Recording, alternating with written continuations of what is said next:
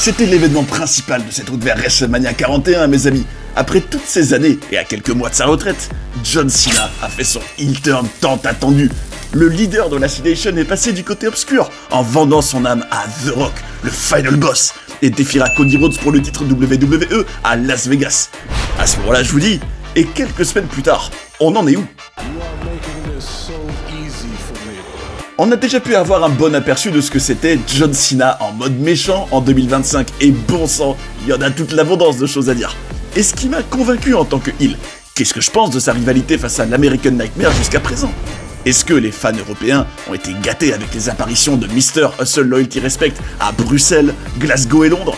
Ou bien est-ce un fiasco total et un arbre qui cache la forêt?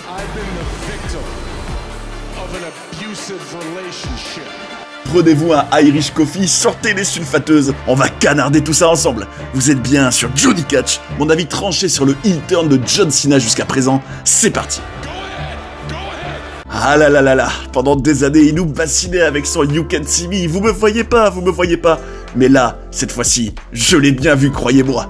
Et j'ai un avis tranché qui risque de vous surprendre sur le heel turn de John Cena, parce que, premier point, c'est quand même important de le mentionner, c'est vrai que je lis pas mal de retours et de réactions des fans sur le web à propos de ce heel turn en disant « Oh, c'est extraordinaire, John Cena en heel, c'est incroyable, il nous offre des choses magnifiques, c'est du jamais vu, un des meilleurs heels de tous les temps. » Alors, je me disais « Waouh, qu'est-ce que c'est dithyrambique ?» Mais quand j'ai vu les promos qu'il y a eu concrètement, parce que à l'instant T où j'enregistre cette vidéo, on a eu les apparitions en Europe donc de John Cena, promo à Bruxelles, promo à Glasgow, promo à Londres, et bah franchement, j'ai des choses à dire, vous allez voir, c'est pas pour rien que je parlais de sulfateuse. Quoi qu'il en soit, première chose que j'ai tout de suite remarqué et sur laquelle j'ai des choses à dire à propos de John Cena en tant que heel, c'est le look.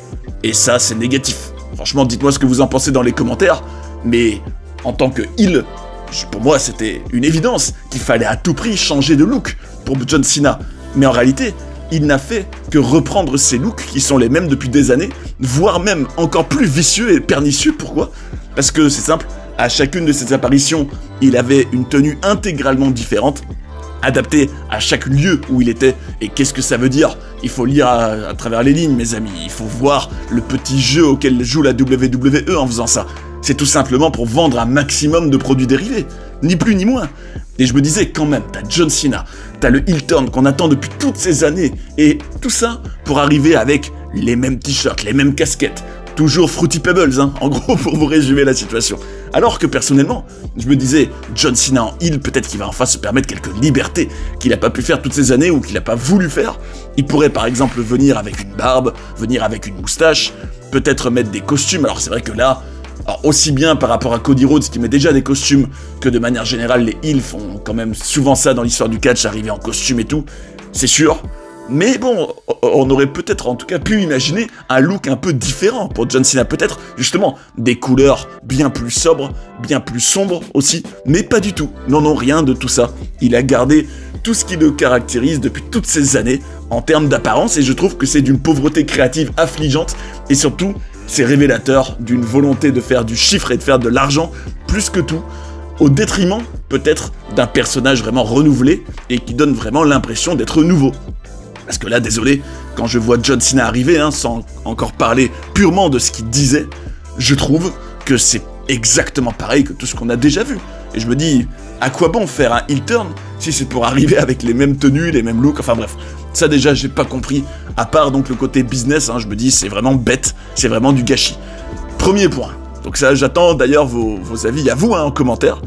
Deuxième point, puisqu'on parle toujours un peu de l'apparence et de ce qu'il peut dégager sans vraiment parler encore purement de ce qu'il a dit, je trouve que purement en termes de mimique, en termes d'expression faciale, en termes de comportement, en termes d'intonation, en termes de voix, bah que c'est quand même pas folichon, quoi. Enfin, je me disais, en voyant les retours et les réactions des fans, je m'attendais à ce que ce soit quelque chose au niveau du final boss, par exemple, The Rock.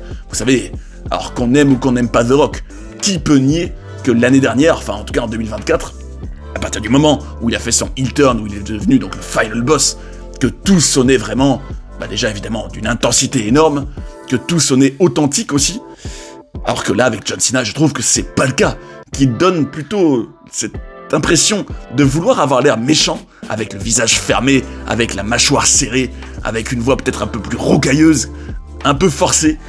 Et je me dis, mais tout ça ne paraît pas vraiment naturel, enfin ne transpire pas une aisance absolue, une aura énorme, et m'impressionne pas vraiment beaucoup. On est par exemple à des années-lumière du Final Boss. Et désolé, mais je suis obligé de comparer à lui parce que qui était le top heel de la route vers WrestleMania 40, c'était The Rock. Au-delà de Roman Reigns d'ailleurs à l'époque. Et là en 2025, c'est clairement John Cena, c'est lui le heel qui va défier le top face. Donc on a le droit d'avoir quand même certaines attentes en termes de performance. Et je trouve que c'est quand même très moyen. On sent d'ailleurs même au niveau de ses promos, au niveau de ses discours, mais on va parler purement du contenu juste après. On sent que il force que John Cena, peut-être aussi, bon après on peut se mettre à sa place et se dire c'est quelque chose de totalement inédit pour lui, un registre dans lequel il a jamais été de toute sa carrière, même si pour moi, ne serait-ce que re-être comme il a pu être vers on va dire le début de sa carrière, quand il était bien plus souvent sérieux et crédible avec une voix bien plus adulte, je trouve que rien que revenir à ça aurait déjà été pas mal du tout. Mais là, on sent qu'il veut jouer le méchant, et ça me plaît pas trop. Mais bon, le plus frappant dans tout ça, c'est bien sûr purement le contenu de ce qu'on a eu. On a eu donc droit à 3 promos, et est-ce que concrètement, déjà, est-ce que ça a fait avancer les choses? Est-ce qu'on a compris, par exemple, pourquoi il a vendu son âme à The Rock? Aussi, quelles sont ses motivations pour faire le heel turn? Est-ce que c'était convaincant? Est-ce que tout ce qu'il a pu dire était pertinent? Selon moi, je vais vous dire, déjà, le premier point que je trouve vraiment, mais complètement négligé, et qui est pourtant essentiel dans cette histoire, c'est qu'il nous a pas dit, en tout cas, dans ses 3 premières promos en tant que heel, qui était très attendu, d'ailleurs je précise, qu'on a dû attendre quand même 2 semaines avant de le voir faire une promo, après donc le fameux heel turn à Elimination Chamber, ce qui pour moi était déjà une erreur colossale, parce que, c'est simple, quand le fer est chaud, il faut le battre. Tu viens d'avoir l'événement qui a fait le plus parler peut-être sur la planète catch depuis un certain bout de temps, en tout cas au moins depuis l'année dernière, et tout le mouvement We Want Cody là, je me dis, t'as quand même un sacré événement, ça fait jaser, ça fait le buzz sur les réseaux sociaux, la scène de Cena donc qui devient heel, qui vend son âme à The Rock pour tataner complètement Cody Rhodes, fait vraiment beaucoup réagir, fait beaucoup de vues. Je me dis, un événement aussi impactant, mais faut surfer dessus direct. Pourquoi attendre? Pendant 2 semaines, ils nous ont servi des replays à gogo, des clips à gogo, mais aucune trace de Cena. Donc je me dis, t'as le heel, alors comme on dit en Amérique, souvent ils disent le hottest hero, en gros le gars le plus chaud, le gars dont on parle le plus, il est pas là. Il est pas là, t'as Cody Rhodes qui est tout seul pour commencer à construire la feud vers WrestleMania, et pas de trace de Cena. Alors là, pour le coup, c'était le cas de le dire, on ne voyait pas Mr. You Can See Me, mais en l'occurrence, c'était une très mauvaise décision. Pour moi, il fallait surfer absolument, et pas attendre 2 semaines, parce que qu'est-ce que ça a fait? Ça a fait un peu retomber tout l'intérêt, et d'ailleurs, c'est vraiment bête, y compris d'un point de vue audience, d'un point de vue stratégique. Tu viens de créer un événement qui a fait beaucoup de visibilité, beaucoup de retombées médiatiques, et t'en profites pas juste derrière pour surfer dessus et garder tous ces gens qui d'un coup ont peut-être entendu parler du heel turn de Cena, parce que ça c'est arrivé, des gens qui suivaient plus le catch ou alors de très loin et qui ont entendu dire « Ah ouais, John Cena a fait le heel turn, ouais, il est méchant maintenant, sérieux !» et qui sont allés voir, et là, pouf, y a plus de Cena, alors ils s'en vont, Donc je me dis, c'est quand même dingue comme la WWE, des fois on a l'impression qu'on a affaire à des Mongols, enfin en tout cas, sans vouloir être méchant ou voilà, vous avez compris l'idée, je dis ça purement pour les clasher eux sur leur choix, leur stratégie.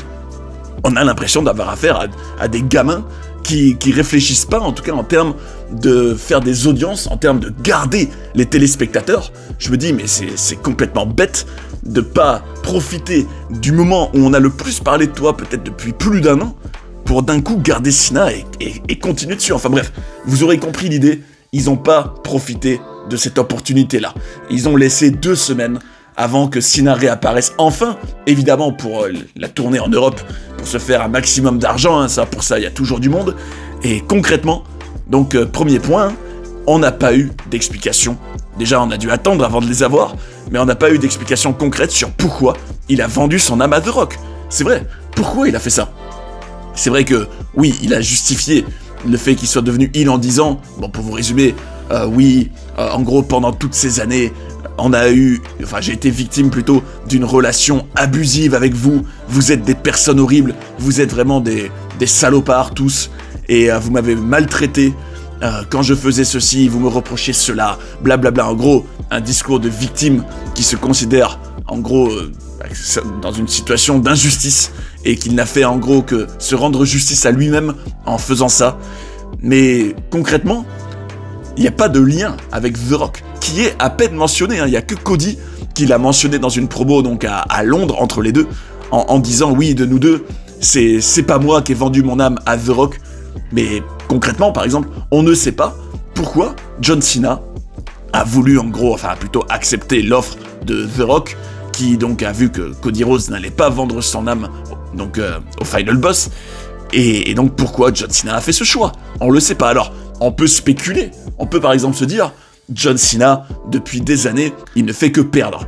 Et on pourrait donc se dire, à force de perdre, et de perdre donc aussi confiance, et de ne pas gagner, sa seule chance peut-être de redevenir champion et de battre le record de Ric Flair, qui est quand même aussi un des points d'intérêt majeurs de la feud, c'est de battre le record et de devenir champion du monde pour la 17e fois, ce qui serait historique.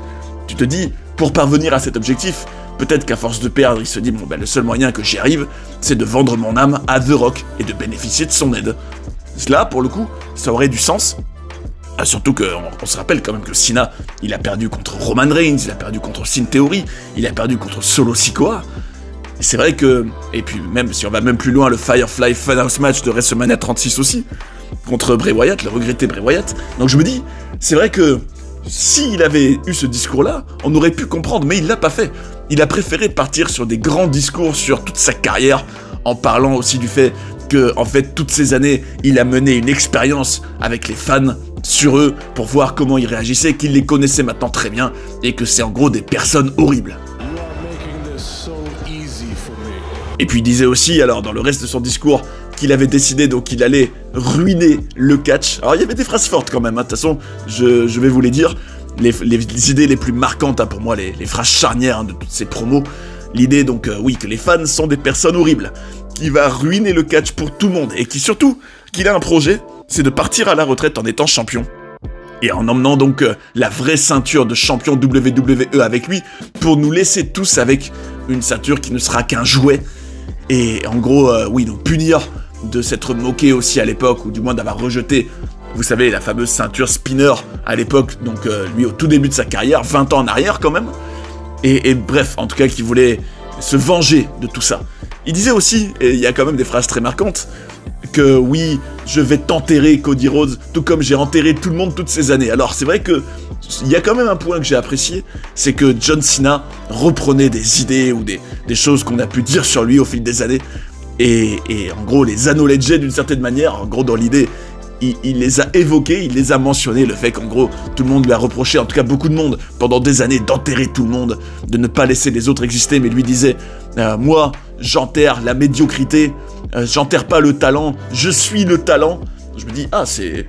En tout cas, c'est sûr qu'il parle de choses qu'on a dit sur lui pendant des années, c'est intéressant. Il a dit aussi, et encore une fois, ça c'est sûr que, alors, autant quand on connaît un peu le catch, c'est intéressant qu'il dise ça, parce que, en gros, on reprend des termes que d'ailleurs, habituellement, on disait jamais à la télévision, hein, dans le catch. C'est en gros, des mots d'insider qu'on n'est pas censé dire. Il disait, oui, je suis pas un face, je suis pas un heel, je suis un être humain.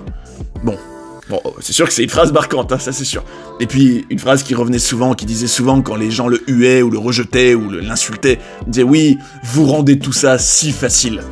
Bon, ça, bon, après, bon, c'est sûr qu'il doit quand même interagir un peu avec la foule, hein, dans ses promos. Sinon, ce qu'on relève de marquant, il a dit à Cody Rhodes, oui, moi je fais des empires pour les milliardaires, toi, tu voles l'argent de leurs enfants. Ce qui est quand même une sacrée phrase. C'est sûr, bah en tout cas, purement dans ce qui concernait la partie enterrer Cody Rhodes et le clasher, sur ça, je trouve que John Cena, il a fait fort. Alors, comme quoi, j'ai quand même une vision d'ensemble, hein.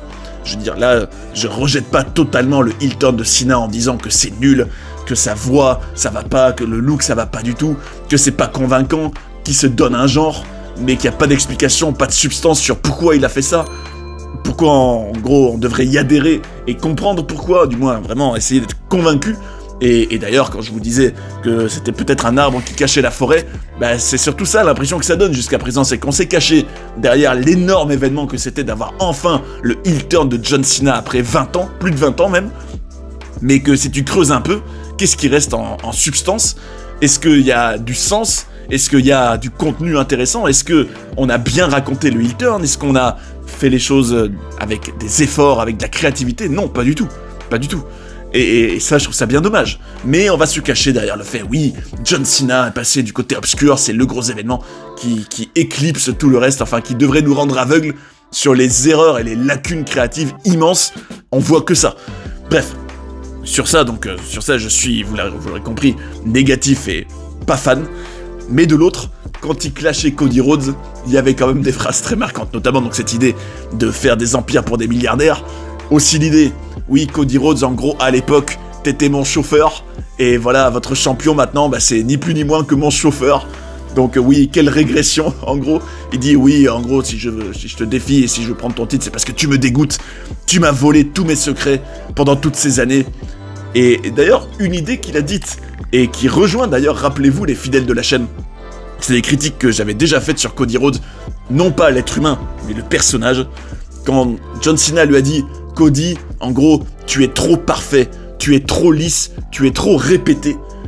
En gros, l'idée, et c'est vrai, que Cody Rhodes, j'ai souvent trouvé chez lui, d'un point de vue créatif, que ses promos, autant je respecte de fou le champion que c'est l'être humain, le parcours, autant, d'un point de vue créatif, c'est vrai que ça manque de substance. Il y a finir son histoire, le fils de Dusty Rhodes, patati patata, mais que souvent, quand il fait ses promos concrètement, qu'est-ce que tu vois? Tu vois, oui, what do you want to talk about? Blablabla, bla, bla. En gros, caresser les bofs dans le sens du poil, être un politicien, tout simplement. Même Roman Reigns avait dit ça sur lui en 2024. Et John Cena le redit, et je suis d'accord. Pour le coup, je suis d'accord. Parce que John Cena va dire, tu te reposes quasiment uniquement sur les fans qui chantent ton nom, ce qui est fainéant. Et il disait, en gros, si on t'enlève ta musique et ton entrée, qu'est-ce qui reste? Un type en costard? Et il disait, oui, en gros, ce que t'as fait, tellement t'as peur de montrer qui tu es vraiment, t'as fait un mix générique de toutes les superstars que t'aimes, mais t'es ni plus ni moins qu'un fan banal comme eux.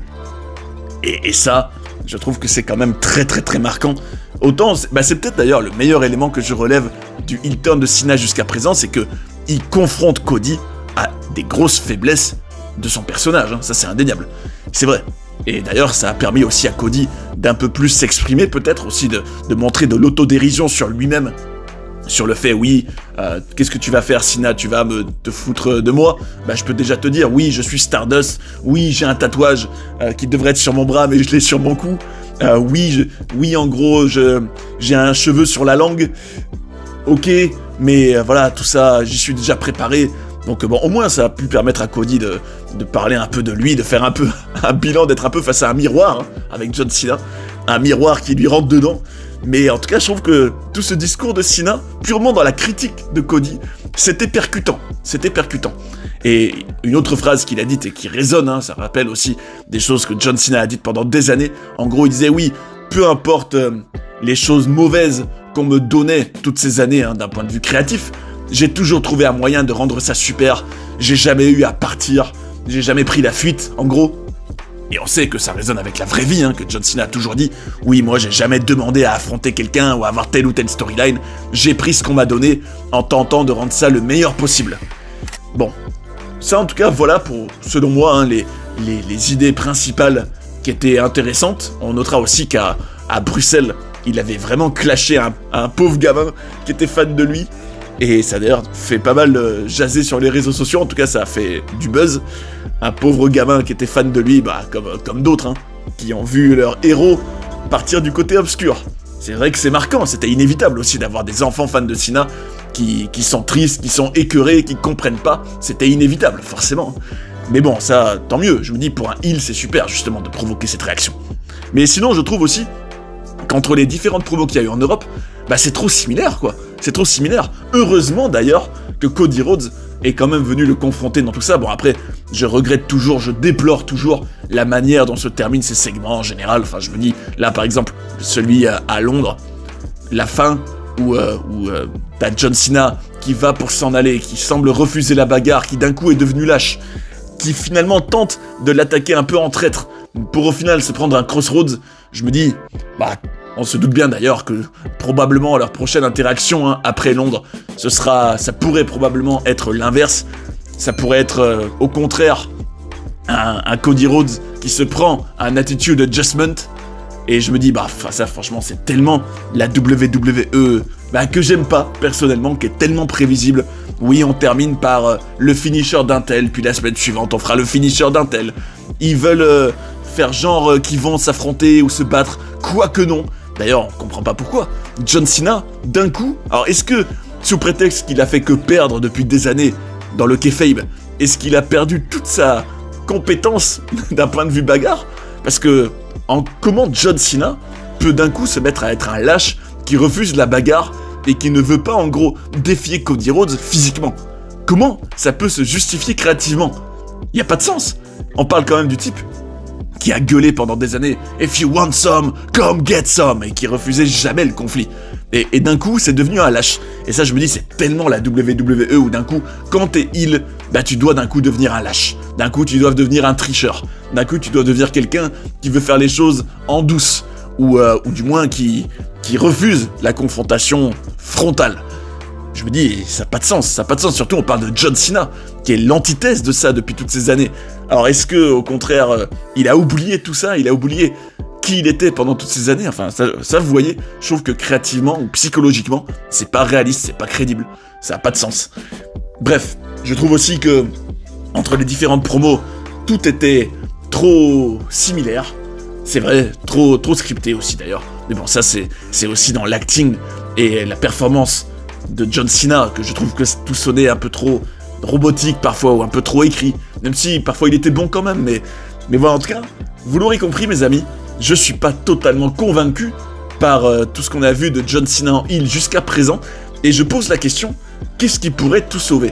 Bah la réponse, comme souvent depuis 2024, pour moi elle tient en un personnage, The Rock, et oui, et surtout, je parle non seulement de donner plus de matière et de substance au personnage de John Cena en expliquant par exemple pourquoi il a vendu son âme à The Rock, ce qu'il n'a toujours pas expliqué, mais aussi à la feud entre Cena et Cody. Je me dis, qu'est-ce qu'ils vont faire? Ils vont faire des promos l'un face à l'autre ou un seul puis l'autre seul jusqu'à WrestleMania en disant oui, Cody, toi t'es nul sur ça, je te trouve bidon sur ça, t'es ceci, t'es cela, l'un qui clash l'autre. Je me dis, mais ça, c'est d'une pauvreté affligeante, hein, si c'est que ça jusqu'à WrestleMania. Non, non, non, un The Rock qui apparaît, pourquoi pas même aussi avec un Travis Scott, hein, tant qu'à faire, lui qui a quand même tatané Cody Rhodes pour de vrai à Elimination Chamber, pourquoi pas avoir justement un The Rock qui débarquerait et qui dirait, écoutez, moi en gros je voulais que Cody Rhodes soit mon champion pour telle raison,